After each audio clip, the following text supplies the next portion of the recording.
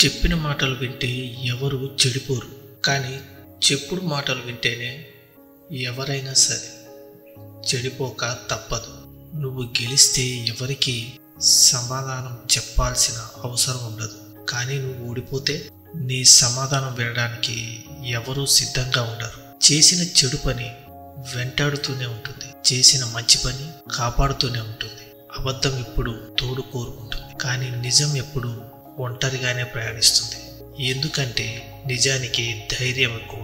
తప్పు చేసిన వాడికి ఒక అవకాశం సరిదిద్దుకుంటాడు, కానీ మోసం చేసిన వాడికి ఎప్పటికీ అవకాశం ఇవ్వకు.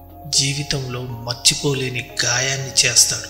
ప్రతి కష్టం మనిషికి ఒక పాఠం చెప్తుంది. ప్రతి పాఠం మనిషిలో మార్పును తీసుకొస్తుంది. నీ మనసులోని భయమే నీ యొక్క మొదటి శత్రువు. నువ్వు వేసే వెనకడుగే నీ మొదటి ఓటమి. ఎదిగే వాడికి నిత్యం రగిలే గుణం ఉండాలి. ఎదిగిన వాడికి అనుక్షణం ఒదిగే లక్షణం ఉండాలి. నీకు పొగడ్తలు ఎక్కువ అయ్యాయి అంటే అవి పొగ పెట్టడానికే అని అర్థం చేసుకో. తన మీద నమ్మకం ఉన్నవాడు ఒంటరిగా నిలబడతాడు. నమ్మకం లేనివాడు గుంపులో నిలబడతాడు. మార్చలేని గతాన్ని గురించి ఆలోచించకుండా చేతిలో ఉన్న భవిష్యత్తుకై శ్రమించండి.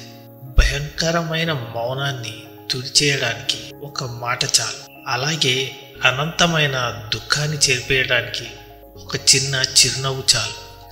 మనకు ఇష్టమైన దాన్ని, అలాగే కష్టపడి సంపాదించుకున్న దాన్ని అంత తొందరగా వదులుకోలేము. అది మనిషి అయినా డబ్బైనా.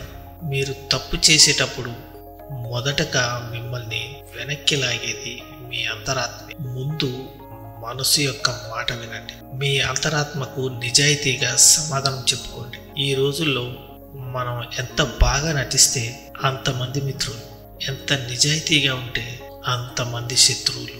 మీ దగ్గర విషయం ఉన్నప్పుడు మాట్లాడడానికి సిగ్గుపడకండి. మీ దగ్గర విషయం లేనప్పుడు మౌనంగా ఉండటానికి భయపడకండి. అప్పుడే ఏదైనా నేర్చుకోగలరు, ఎక్కడైనా రాణించగలరు. నీ మీద వేసిన నింద నిజమైతే సరిదిద్దుకో, అదే అబద్ధమైతే నవ్వేసి ఊరుకో. కొన్ని విషయాల్లో వాదన కంటే మౌనమే గొప్పగా పనిచేస్తుంది. నీకు మంచితనం ఉండటం చాలా మంచిది, కానీ అతి మంచితనంతో ఆలోచించకుండా చేసే సహాయం నీ మీద ఖచ్చితంగా మోయలేని భారం మోపుతుంది. కాబట్టి సహాయం చేసేటప్పుడు ఆలోచించి సహాయం చేయి. అప్పు చేస్తే జాగ్రత్త అవసరం, తప్పు చేస్తే సరిదిద్దుకోవడం అవసరం. లేకుంటే రెండు నిన్ను ముంచేస్తాయి. గుర్తుంచుకోండి.